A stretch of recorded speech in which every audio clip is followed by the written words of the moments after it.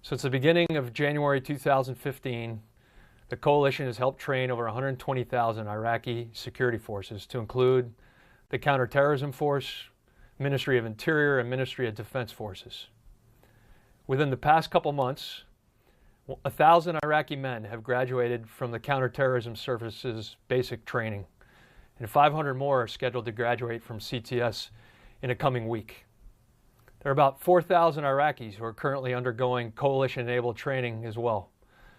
And the SOJIDF works closely with counterterrorism, commando, and SWAT forces to ensure violent extremism doesn't threaten the livelihood of the people of Iraq ever again. They are professional and capable forces committed to the future of Iraq, and we quite honestly take pride in their successes. I'll share with you an example that demonstrates their professionalism. During the height of conflict in Mosul, there was a CTS soldier on guard who observed several ISIS fighters moving towards his position. With no time to warn his teammates, he engaged one of the fighters. The 4 remaining ISIS fighters unleashed a hail of gunfire on the CTS position, hitting his particular CTS soldier 5 times. With bravery, he continued to defend his position as another ISIS fighter attempted to enter through the back of the house. CTS soldier was able to shoot the fighter before he entered the home, but not before the combatant was able to detonate his suicide belt. The blast from the detonation threw the already wounded CTS soldier into a wall, further injuring him. Still fighting, however, now alongside his awakened teammates, they were able to drive away the remaining ISIS fighters. And his actions reflect the courage, tenacity, and strength it takes to be a member of the elite counterterrorism service here in Iraq, and explain a little bit about the culture of the organization.